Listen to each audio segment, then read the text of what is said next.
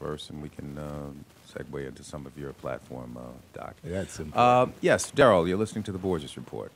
Yes, just watching the news coverage of the Egypt protests, and the one thing that I relate that to, and they all had those cameras, Doc.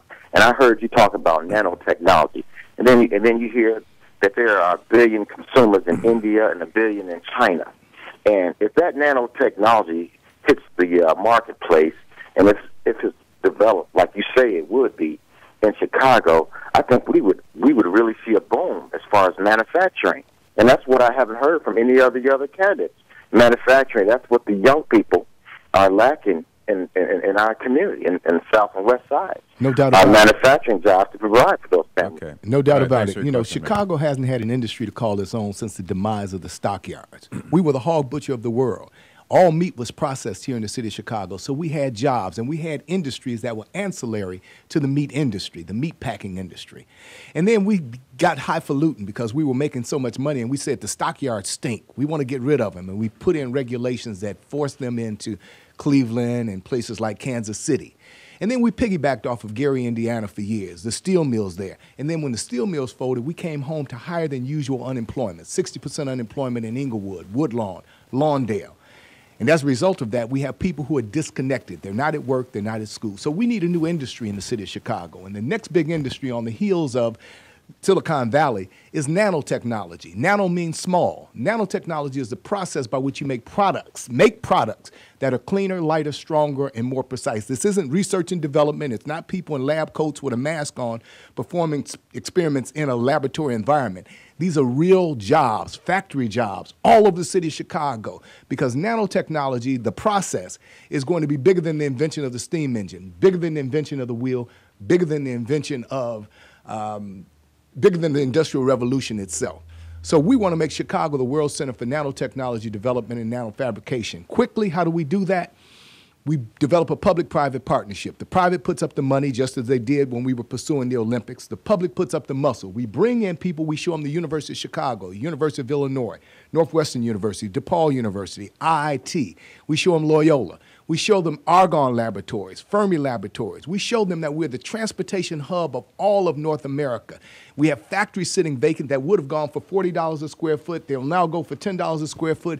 They're a bargain. We bring people here. We're the best at doing things that have never been done before. We created the atom bomb, nuclear fusion, nuclear fission, right here at the University of Chicago, and we protected all of the environment in the process. So we're ideally situated for something like that. Okay. Nanotechnology. Sounds good to me. Mark, you're listening to the Borges Report. Good morning, gentlemen. How are you today? Good morning, well, Mark. Very well. I do want to make my comments very brief today, okay? Because I know you got a lot of callers. This is Mark Allen?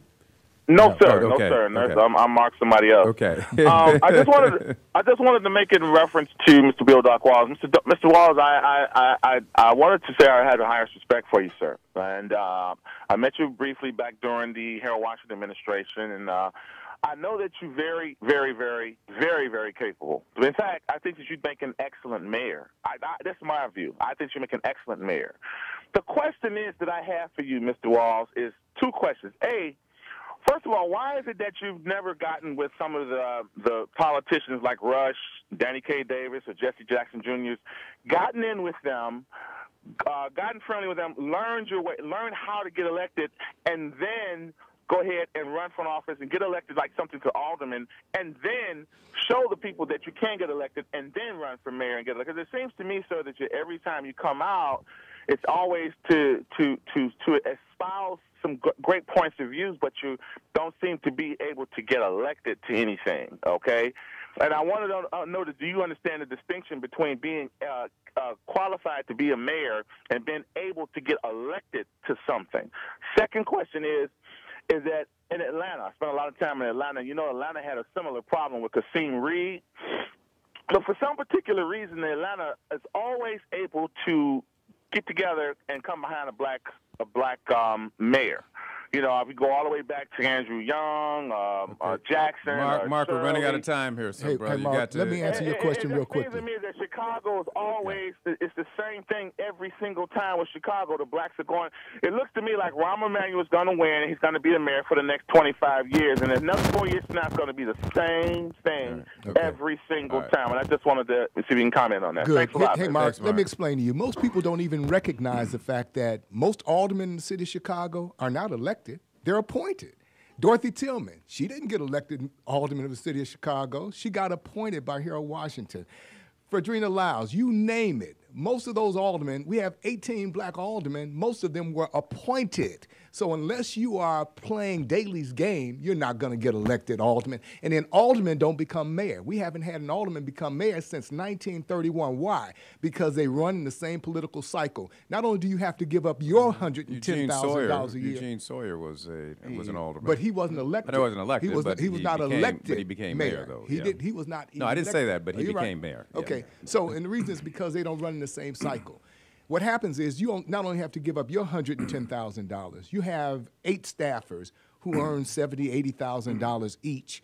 Now you have to give up all of their salary. So you're talking about almost $1 million in salary that you have to give up if you want to run for mayor, and it's unlikely that you're going to win. So the key is every election's an organizing opportunity. We recognize that life is short enough. We keep going, and we keep doing what we feel we need to do to get elected, and we're ready to win this time. Okay. All righty. We're going to take, I think, one more caller, and then we're going to have to wrap things up. Gilda, you're listening to the Borges Report. Gilda? Gilda is gone. Get in trouble, but I wanted to get in on this as I pressed to Sunday school this morning. You know, I hear our community sounding like grasshoppers. We have been pressed down and oppressed for so long, we don't even believe in ourselves. Whether Danny Davis and all of these people, the hookup, one vote is a vote. All of these people who are talking about they don't know Bill Dog Walls, let me tell you, Bill Dog Walls has been on every front that has confronted our community. And if you don't know Dog Walls, that means you haven't been out there. Dog Walls was out there fighting against Renaissance 2010. Doc Walls was fighting against the destruction of this military woman's house over there on Avalon.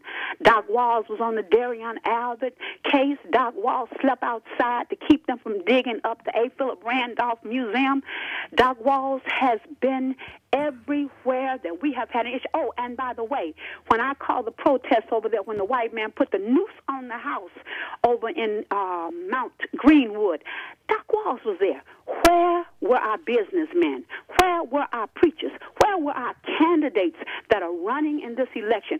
And I do support Doc Walls because I know he has a heart for the people. And if he were not running, and I know he has a good platform, if he were not running, I'd go fishing that day. Thank you. Okay, thank you, Gilda. I think you got a job as press liaison for sure. Well, here's the key.